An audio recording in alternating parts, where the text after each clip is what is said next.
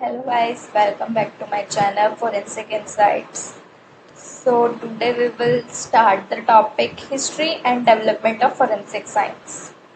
ये टॉपिक दो पार्ट्स में आएगा. अभी पार्ट 1 है, पार्ट 2 नेक्स्ट वीडियो में. Okay, so what is forensic science?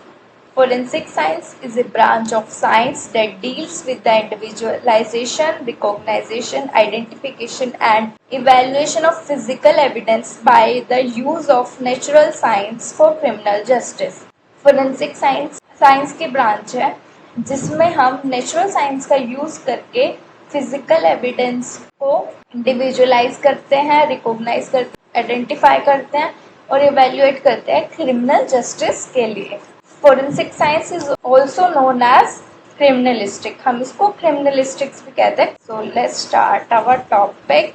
The history of forensic science dates back to the 17th century with the Archimedes, who detected the fraudulence of a fake golden crown through the principle of density and Beyonce. During the 19th and 20th centuries, it became more popular with the scientific approach. 17th century में start हुआ था जब Archimedes ने with the use of principle of density and buoyancy उसने fake golden crown के fraud को detect किया था. और ये 19th एंड 20th सेंचुरी में ये और भी ज्यादा पॉपुलर हो गया था with the scientific approach. Forensic science was made more famous by sir Arthur Conan Doyle's fictional character Sherlock Holmes, in which crime investigation is done by scientific methods. Most of the development work in forensic science originated from the continent of Europe. Forensic science और famous कब हुआ? जब sir Arthur Conan dial ने का एक fictional character था, उसमें crime की जो इन्वेस्टिगेशन है वो साइंटिफिक मेथड्स से करी थी. तो फोरेंसिक साइंस और भी ज्यादा पॉपुलर हो गई थी और फेमस हो गई थी. और जो फोरेंसिक साइंस के जितने भी ज्यादा डेवलपमेंट वर्क है वो कहाँ से स्टार्ट हुए थे? यूरोप कॉन्टिनेंट से. Following are the forensic scientist that greatly contributed to the development of forensic science. अब हम साइंटिस्ट का कंट्रीब्यूशन पढ़ेंगे फोरेंसिक साइंस की डेवलपमेंट में. तो हमारा फर्स्ट है Mathieu Orfila. Mathieu Orfila is considered the father of modern toxicology. He was a native of Spain and a teacher of medicine in France. In 1814, Matthew Orfila published his first scientific paper on the detection of poison and their effects on animals. His works are in use even today. Mathieu Orfila जो थे उनको हम modern toxicology के father भी कहते हैं. वो एक स्पेन के नेटिव थे और मेडिसिन के टीचर थे फ्रांस में. 1814 में उन्होंने अपना साइंटिफिक पेपर पब्लिश किया था पॉइजन के डिटेक्शन के ऊपर और उनका क्या इफेक्ट पड़ता है एनिमल्स के ऊपर. उनका जो वर्क है वो आज भी यूज होता है. Next is Alphonse Bertillon. Alphonse Bertillon is known for the development of the first scientific system of personal identification. In 1879, he developed the science of anthropometry, which is a systematic procedure of taking a series of measurements to distinguish one individual from another. Alphonse Bertillon जो थे वो जाने जाते थे first personal identification system की development के लिए. क्या उन्होंने 1879 में एंथ्रोपोमेट्री का यूज करके सिस्टमेटिक प्रोसीजर बताया इंडिविजुअल की मेजरमेंट्स के लिए, ताकि जिससे हम एक इंडिविजुअल को दूसरे से डिफरेंशिएट कर सके. इस सिस्टम से पहले जो पुलिस है वो फोटो के बेसिस पे पर्सन को डिस्टिंग्विश करती थी और ये काफी टाइम यूज हुआ था. बट इसको फ्रांसिस गैल्टन जो थे उन्होंने इसको फिंगरप्रिंट सिस्टम के साथ रिप्लेस कर दिया गया. This system was popularly known as Bertillon system.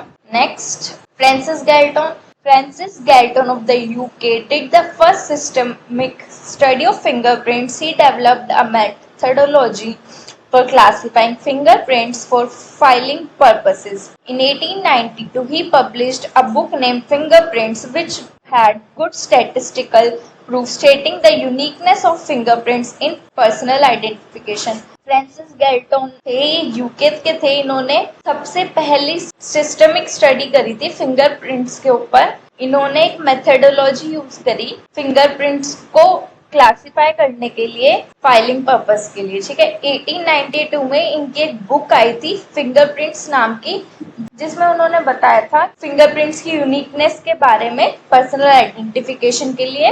Next is Hans Gross. Hans Gross was an Austrian criminologist popularly known as father of criminal. His publication Criminal Investigation in 1893 helped to establish forensics in terms of transferring evidence from criminal to victim. इनको हम father of criminalistics भी कहते हैं। इनकी एक publication आई थी criminal investigation 1893 में, जिसमें उन्होंने बताया था एविडेंस के ट्रांसफर के बारे में from criminal to victim. Next is Edmond Locard. Edmond Locard was a French criminologist. He discovered the basic principle of forensic science, that is Locard exchange principle, which states that every contact leaves a trace. Edmond Locard जो थे वो French criminologist थे। इन्होंने एक forensic science का basic principle discover किया था, जिसको हम लॉ ऑफ एक्सचेंज और लोकार्ड्स एक्सचेंज प्रिंसिपल भी कहते हैं, जो क्या कहता है every contact leaves a trace. अगर सस्पेक्ट विक्टिम के कॉन्टेक्ट में आ रहा है या क्राइम सीन के कॉन्टेक्ट में आ रहा है तो वो कुछ ना कुछ एविडेंस छोड़ के जाएगा और कुछ एविडेंस अपने साथ लेके जाएगा। Next is Albert S Osborne. Albert S. Osborne is also known as the father of Caution document examination. He made significant contributions to the field of Caution document examination. His first contribution was the book publication titled Caution document in 1910 and the second book edition of the same book in 1929. Albert S Osborne थे, उनको हम father of question document examination भी कहते हैं। इन्होंने काफी contribution दिया था क्वेश्चन डॉक्यूमेंट एग्जामिनेशन की फील्ड में। इनका सबसे पहला कंट्रीब्यूशन क्या था, इन्होंने एक बुक पब्लिश की थी क्वेश्चन डॉक्यूमेंट के नाम से 1910 में। उसी सेम बुक का सेकेंड एडिशन पब्लिश हुआ था 1929। Next Karl Landsteiner. In 1901, Dr. Karl Landsteiner discovered that blood could be grouped into different categories, that is blood groups A, B, AB and O. Following this, in 1915, Dr. Leon Latter of Italy found a relatively simple process for determining the blood group of dried blood stains and immediately adopt this technique for criminal investigation. 1910 में doctor Karl Landsteiner ने discover किया कि हम blood को different categories के blood group में group कर सकते हैं, ए बी और ओ में। उसी के चलते 1915 में डॉक्टर लियोन लैटन थे जो इटली के, उन्होंने उसके जैसा सिंपल एक प्रोसेस फाइंड किया ड्राइड ब्लड स्टेन्स के ब्लड ग्रुप को डिटरमाइन करने के लिए, और उन्होंने इस टेक्निक को यूज किया क्रिमिनल इन्वेस्टिगेशन के। Next is Calvin Goddard. Calvin Goddard was a US Army colonel who perfected the science of ballistics. He developed a comparison microscope for comparison of crime and test fired bullets from the suspect weapons to determine whether that particular weapon was used in the offense or not. Calvin Goddard जो थे वो एक US army के colonel थे जिन्होंने ballistic में अपना contribution दिया। उन्होंने कंपैरिजन माइक्रोस्कोप डेवलप किया था crime and test fire bullets को कंपेयर करने के लिए, सस्पेक्ट के वेपन से ये जानने के लिए कि वो पर्टिकुलर वेपन उस क्राइम में यूज हुआ है या नहीं। Sir Alec Jeffrey. He was a British genetist who developed the DNA profiling and genetic fingerprinting technique which is used currently all over the world in forensic science for the purpose of the law. Sir Alec Jeffrey एक British geneticist थे जिन्होंने DNA profiling और genetic fingerprint technique को develop किया था, जो आज भी यूज होती है पूरे वर्ल्ड में फोरेंसिक साइंस में for the purpose of law. I hope आपको समझ आ गया होगा। अगर आपको कोई भी क्वेरी है तो आप कमेंट सेक्शन में पूछ सकते हैं और आपको इस पीडीएफ का लिंक डिस्क्रिप्शन में मिल जाएगा। Thank you. Please like, comment and share the video and subscribe my channel Forensic Insights.